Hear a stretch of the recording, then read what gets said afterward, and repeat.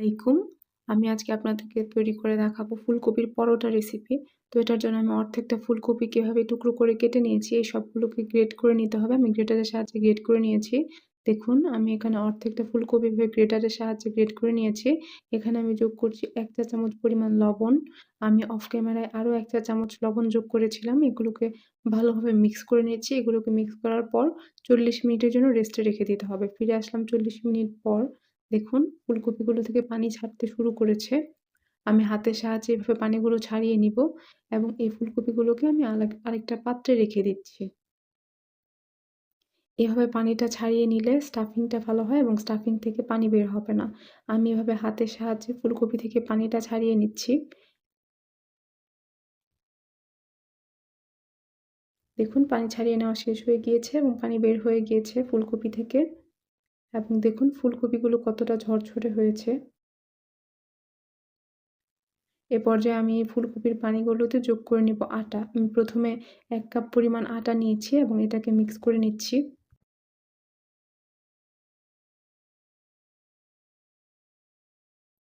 দেখুন ১ কাপ যোগ করা শেষ হয়ে গিয়েছে। আমি এখানে কোনো লবণ ব্যবহার করিনি কারণ ফুলকপিতে লবণ দেওয়া ছিল।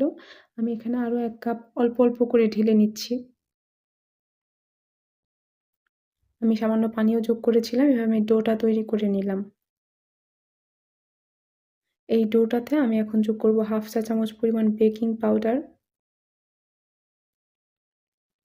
১ চা চামচ পরিমাণ সাদা তেল।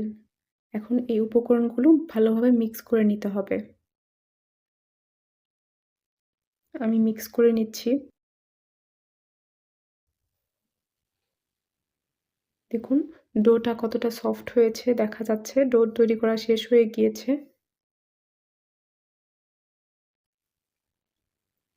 এবং আমি এই ডো থেকে ছোট, ছোট পিস করে নিব বলের মতো।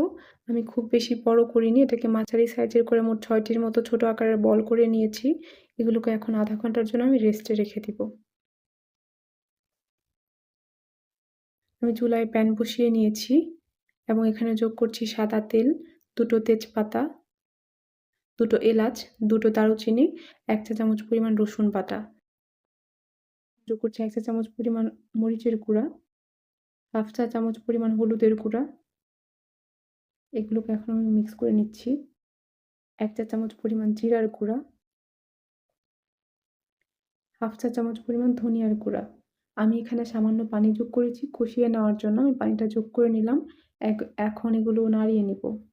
দেখুন কষানো হয়ে গিয়েছে এবং পানিটাও শুকিয়ে গিয়েছে। আমি এ পর্যায়ে যোগ করব ফুলকপিগুলো। এটাকে ভালোভাবে মিশিয়ে নিলাম। দেখুন এখানে চুলার আঁচ খুব লো করা যাবে না। এটাকে হাই হিটে বা মিডিয়াম হিটে রান্না করতে হবে। লো করলে এখান থেকে পানি বের হয়ে যেতে পারে আবার। আমি এখানে মরিচ এবং সামান্য তেল দিয়ে নিয়েছি। কাঁচা মরিচ দিয়েছি। এগুলোকে এখন মিক্স করে নিব। সর্বশেষে দিয়ে দিলাম ধনিয়া পাতা।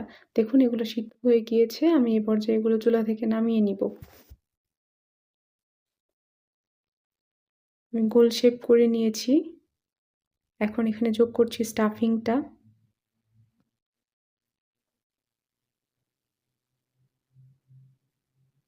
তারপর আমি এটাকে সিল করে দিব। দেখুন আমি এটা এভাবে সিল করে নিচ্ছি।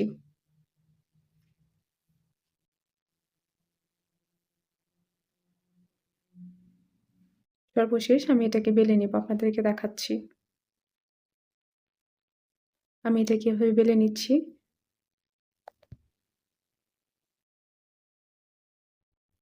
বেলে নেওয়া শেষ হয়ে গিয়েছে।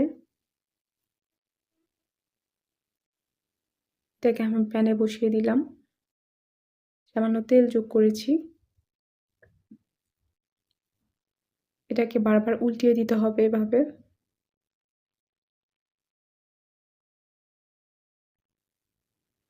সর্বশেষ আমি এখানে যোগ করেছি ঘি। এভাবে আমি এটাকে ভেজে নিলাম। আমি একের পর এক সবগুলোকে ভেজে নিয়েছি এবং আমি সবগুলোকে একটি প্লেটে রাখলাম। আপনারা আচারের সাথে, সসের সাথে খেতে পারেন। দেখুন ভিতরে কীরকম হয়েছে। আপনারা যদি বেশি ঝাল পছন্দ করেন তাহলে মরিচের পরিমাণটা আরও বেশি বাড়িয়ে দিতে পারেন। আপনার পছন্দ মতো এটাকে অ্যাডজাস্ট করে নিবেন। এটা বিকালের নাস্তায় খুব ঝটপটভাবে তৈরি করে ফেলা যায়। সসের সাথেও খেতে পারেন আপনারা। এরকম আরও অনেক রেসিপি পেতে আমার চ্যানেলটিকে সাবস্ক্রাইব করুন। আল্লাহ হাফেজ।